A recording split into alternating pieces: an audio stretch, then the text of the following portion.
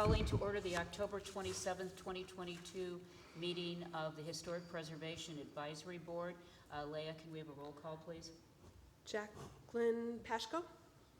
Here. Lucille Ponte? Here. Donna Peterman? Here. David Perry? Here. Beth Magnan? Here. Brad Gamblin? Here. Valerie Colbert? Here. Okay. Now, please join me for the Pledge of Allegiance.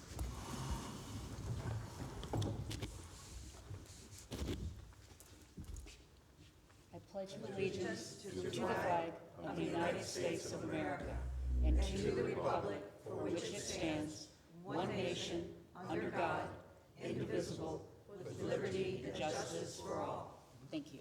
And just as a reminder, everyone to speak directly into the microphone.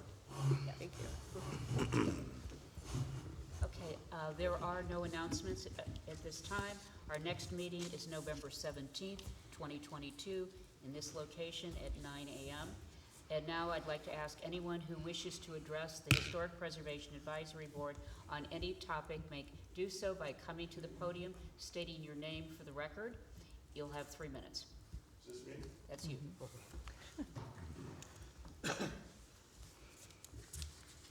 Hello, I'm Charlie Noble. I would like to speak to you briefly about events regarding Caloosahattuq, the Peter Toth statue, associated with the hurricane, as well as propose a plan for its better preservation in the future. I reached out to the city briefly before the hurricane to find out if there were any plans to secure Caloosahattuq. I understand you were all very busy before the hurricane, but I did not receive a response. I took it upon myself to contact the artist Peter Toth and find out what should be done. He suggested I secure it at as many locations and at as high a points as possible as fast as I could. The day before the storm, literally around 2 p.m., West Marine was closing in about an hour. I went there and purchased with my own money, which is fine, basically all their remaining line. And my sister, her son, and I secured the statue just prior to the hurricane, the day before. To my surprise, the statue stood, and I'm very happy about that because I love the statue. I reached out to a member organization I'm a member of, that would be the Royal Order of the Ponce de Leon Conquistadors, and I suggested that the organization propose to the advisory board a plan for the better preservation of Caloosahattuq, and that would be when high winds are forecasted. I already have the line, I saved the line. Members of our organization would secure the statue to the best of our ability. Also, I asked Peter Toth what could be done to better preserve the statue, and it is deteriorating. It makes me sad, I understand. And I'm not proposing at this time any restoration, but better preservation. He said there's a product called Boracare. It's about $100 a gallon. And he said he recommended that it be applied every 2 years, liberally and especially in creeks and crevices of the statue, and it is deteriorating. I spoke with, I am a board member of the Conquistadors, and I spoke with our other board members, and all that were there voted unanimously that the foundation pick up the tab and provide the man-hours to both apply the preservative as well as secure the statue in the event inclement weather is forecasted.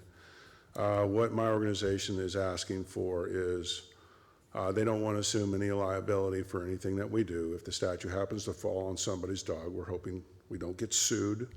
So we would like to understand what the insurance provisions are regarding the statue, and basically assurances that we won't be liable. Now, I have again, I will say this is something that I drafted last night. You're about out of time. Would you like copies of what I'm proposing? As long as the clerk's office has. Okay. And I have pictures of what was done to secure the statue, as well as pictures of the damage. And I hope I'm under my 3 minutes. All right. Any questions? No, it's not what this is. It's not a Q&A. All You just make your comments. Thank you very much, and I want to say on behalf of our board, we really appreciate your organization's interest in preserving this, important And we city appreciate treasure, you. and thank you. Thank you. Okay, next item, approval of the minutes from September 22nd, 2022. Does anyone have any comments or corrections? All right, seeing none, I need a motion. So moved. Second. All in favor? Aye. Aye. Okay, ayes have it. Minutes are approved unanimously. I will now turn it over to staff to go through our certificates of appropriateness. Good morning, everyone. Morning. Beaumont Hayner, Urban Design. Today I'll be discussing with you the 6 agenda items that we have, one which will require a vote, and the rest are information only. I'll start out with CA 242022, and that's 264 West Marion Avenue. And this is window signs. Regarding these, staff recommends approval of the certificate of appropriateness. The signs, they're made of vinyl. They meet code in terms of size and location. And the signs are appropriate and in keeping with the aesthetics of the area. So that's why staff recommends approval. And this will go to the board for that. Any questions or comments for staff? Okay, seeing none, I need a motion for approval. So moved. Second. Okay, all those in favor? Aye. Aye. Okay, passes unanimously. Thank you. All right, moving on to CA 222022, it's 509 West Olympia Avenue. Information only on this one, it's a pool cage and a pool. The designs and the layout is gonna be in the backyard, and the pool cage itself, they won't be visible from, oh, I'm sorry. There we go. Okay. I got it carried away, folks, I apologize, and why is this animation not going?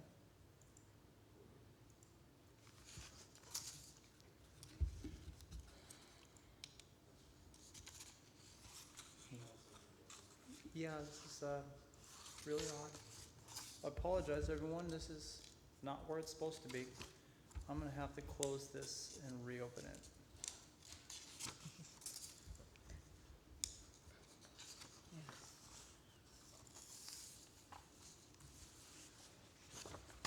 Okay, we're back on track. Sorry about that. So this is a pool that's located in the backyard. The pool cage will go over it. It does meet all requirements of code, and as I stated before, it will not be visible from the street. So staff went ahead and approved on this one. Next is CA 312022, and that's 507 West Marion Avenue. Again, this is information only. This one was very straightforward and simple. It was 2 windows that they're going to replace. They're going to be high velocity windows, and they're like same in appearance and design. So we approve that certificate of appropriateness. Next is CA 322022 126 Berry Street. This was going to be a roof replacement of existing asphalt shingle. Excuse me. Yes. Do we hear that feedback in the background, sort of interfering with your presentation? Oh, I'm sorry. Do I need to be closer, you think? Well, I think Brad needs to be speaking up there. Needs his smaller voice. His quiet voice. We'll get you guys to the.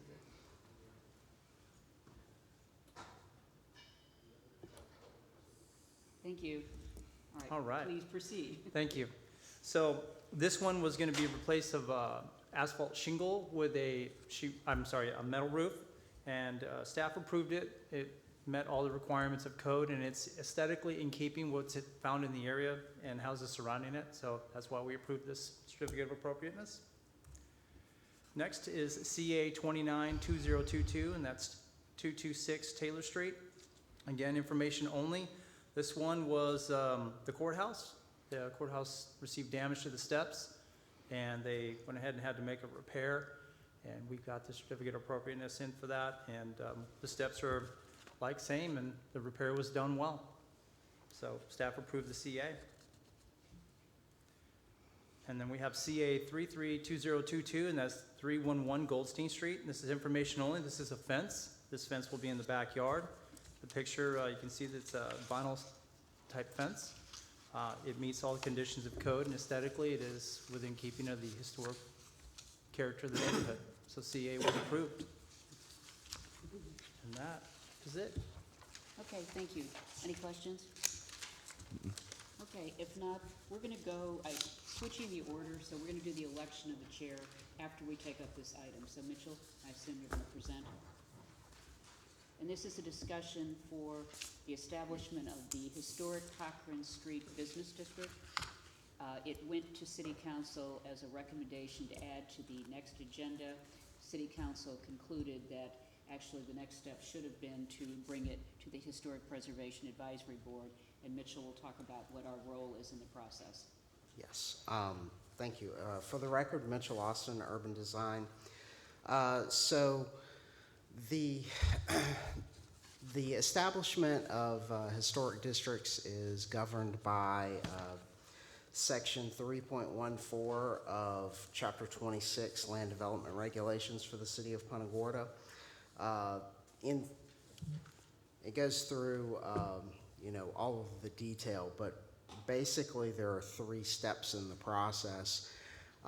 There is a historic resources survey document which needs to be done, and this is a form that's established by the state of Florida, and it's for surveying historic resources, whether they be a district, an object, a structure, an archaeological site.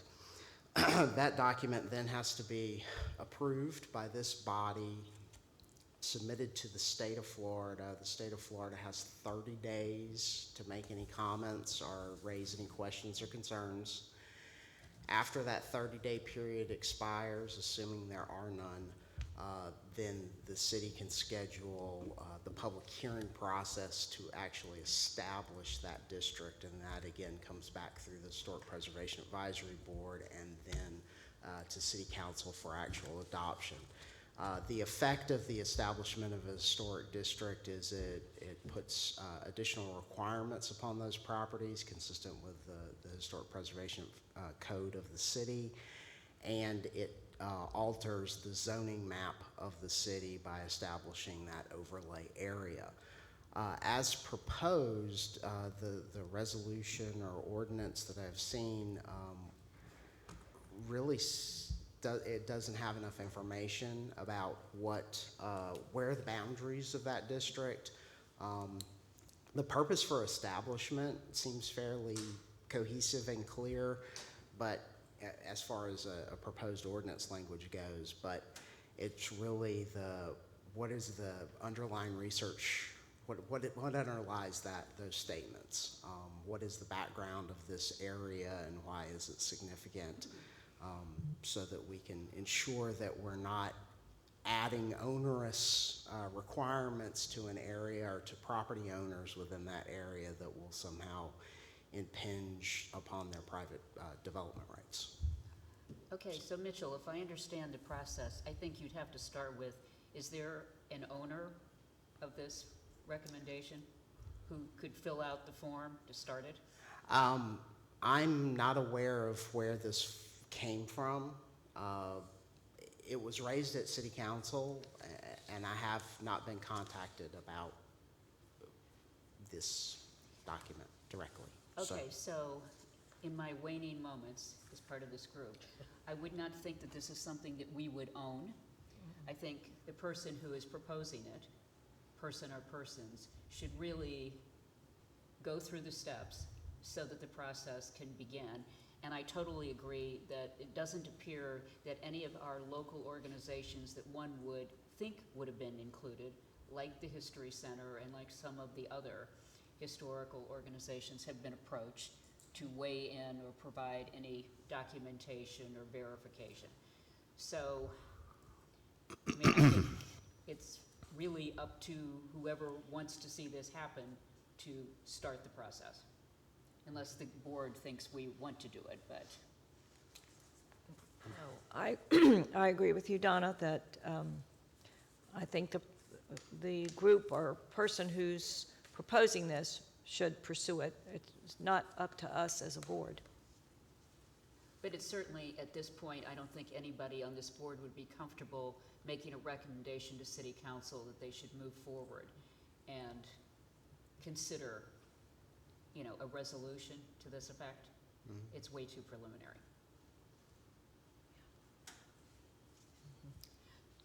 Yes, Brad? I agree with Donna.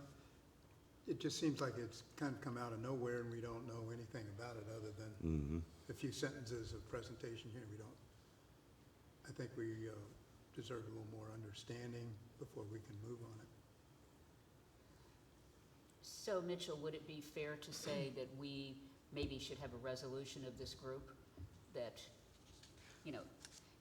we're happy to take it up pending the appropriate time in the process and, So what you could do is, because I think I'd like something to go back to city council that we did discuss it. yeah, you could make a motion recommending denial of the proposal pending additional information from the proposer regarding the proposed historic district and following the established process for establishing such a district. I'd like Would you to like make to? that, I'd like to make that a motion as stated by Mitchell, and I second it. Any further discussion? Okay, we can vote. All those in favor of the motion? Aye. Okay, motion passes unanimously. Thank you. And I would hope the minutes, are clear to this point. Okay. Thank you very much. And now the next item of business is the election of a chair of this body. I will tell you that I have thoroughly enjoyed my involvement. Obviously, since I will be representing District 1, will remain very interested in what happens with our historic assets and the various groups that protect our heritage. So you can view me as a champion going forward. And again, I want to thank all of you. I think it's been a great experience. and Yes. I would also like to add to this that I believe we ought to make a motion thanking Donna for her work it's been several years that Yes. she's been involved to. Like 5 or 6, so. Yes, several, and I've been here for some of them, and I think we owe her our thanks and appreciation for the accomplishments that this group has made, and you're the leader of the pack. Thank you very much. Well, thank you. I mean, my goal was really to raise our visibility and have us appear to be relevant, and I really feel that we're in a much better place. And I think we have a really strong group of people to go forward with. And also, just as a little plug, we have a number of openings, I believe, on this board, and I would just encourage, if you are an alternate and have not applied for a regular position, I encourage you to do so. If your term is up and it's time to apply, again, please do so. This is important work. Thank you. Very important. Okay, Leah. All right, and with that said, I would like to open the floor for nomination of chair. Don't all speak at once. I have served as chair in the past, but be willing to serve again. I have a background in historic preservation, which was my profession for 10 years, along with fundraising to restore and preserve historic building, and 2 of them actually in the Dayton area. One 280,000 square foot, 85-year-old building, now 100-year-old building. So I have learned a lot over the years on that, and would be glad to pursue assistance with this group. All right, so you're nominating yourself. Is there any other nominations? I'd like to nominate Brad for the chair. I think that's appropriate, correct? If there are no other nominations, then Brad, you are chair by majority. Well, thank you all, and I think we can have a good time and get even more involved in the community in preservation. So much has been done by Donna and the groups before in this committee that we're in a good place. We also need to elect a vice chair, correct? I will put that on the, wait, were you vice chair? He was vice chair, so you need one. Okay, so we'll have that on the next meeting schedule then. Okay, and then again, just as a reminder, this will be until February when all of the boards elect their chairs again. Right. So, you know, we'll be doing this again in a couple of months. Okay, congratulations, Brad. I know you will be a stalwart champion.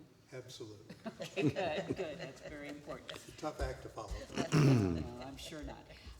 Okay, so before we close, does staff have any additional comments for us? One question, Mitchell, are we doing LDRs at council in November or next week? Yes, so city council requested that staff bring forward a presentation for the land development regulations. They want to discuss building height and other pieces of the Like of the density? proposed. Yes. Probably. so, Yeah, and, Okay, thank you. I think that's important for all of us to be aware of. yeah. Okay, any board comments? Anything you'd like to add? Is there anything I'd like to Yes. add? No, as far as moving forward, for me, I'd like to remain on this committee. But I was told that there was a hold. No, you can apply. Okay, Yeah, they announced openings. okay, So yes, please go ahead. all right. There Then is no hold. Yes, certainly. Okay, thank you. Okay, thank you. And just an update on the Friends of Freeman House, which is kind of appropriate with the statue comments earlier. We were supposed to have a meeting, but it was the Wednesday of the hurricane, so everything's been backed up, obviously. So I'll give follow-up on that once the next meeting's called. And I think, Mitchell, you can confirm, there was hurricane damage to the Freeman House, yes? You might want to share that. Yes, so both the AC Freeman House and the City Hall building did receive hurricane damage in addition to the existing issues. Those things have been evaluated by the insurance company. We're still moving through the process slowly to figure out how to pay for a secondary evaluation by the existing architectural firms that are engaged to do the historic rehabilitation projects for those two structures. So we're still in the process of evaluating what, if any, additional changes these will mean to those design plans and or projected construction costs. So we're in the we don't know what we don't know stage at this point. Okay, thank you. Mm-hmm. Brad, any additional No, comments? no additional thing. Jackie? It's actually Oh, Lucille. yeah, sorry. It's fine, no problem. My term actually is up in November. I was filling somebody else's term, but I have applied for renewal. Good. I've enjoyed being on the board, and I appreciate it. Okay, those of you, because Beth has reapplied, those of you who apply, please come to a city council meeting and introduce yourself. Yes, okay. It goes a long way, and so that they are aware of your credentials and your interest. So the next meeting is November 2nd, and then the next one after that is the 16th. Okay. But they did advertise the openings, so I'm assuming the next time around they may bring forward any names they have, so probably be good to get that in. All right, Beth? I have nothing, thank you. Oh, do you want to just give a little report on the history park? Because we do, and you do have historic properties. Yes, well, my other hat, I'm president of the Punta Gorda Historical Society, and as a result of Hurricane Ian, as you can imagine, the history park sustained extensive damage to most of our trees in the park. We lost most of our beloved shade trees. We had trees fall on 3 of the 4 buildings. We did receive roof damage, but to the extent of, we're still waiting from the insurance company. But we did have an army of volunteers for the last 3 Sundays who came out, and we worked, I guess, 4 or 5 hours each Sunday. And prior to that, there was an army of volunteers from Team Punta Gorda who came in for 2 days and helped clear the park. And I believe yesterday, the city, or maybe it was the day before, the city and FEMA came with their trucks and removed the mountain that surrounded the park as a result of all the endeavors of the volunteers. And we are so appreciative of everyone's efforts, because this was a monumental task. The city is very, very busy with their own cleanup and just coordinating, and it was really heartwarming to see folks come out.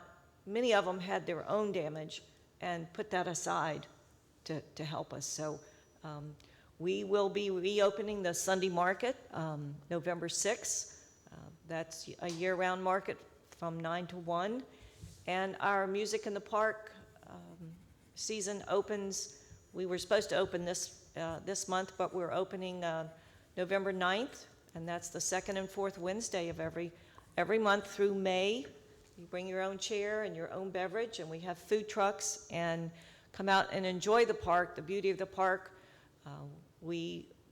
There are plans to replant the park with the flowers that are done every year by volunteers, and it just really enhances the setting. And I invite everyone to return and support what happens in the park. So thank you. Also, you want to mention the Women's Club and the train Sure, station? sorry. In addition, in addition to managing the History Park, we own the buildings there. We also own the Women's Club building on Sullivan Street and the historic train depot on Taylor. Both the Women's Club and train depot sustained roof damage.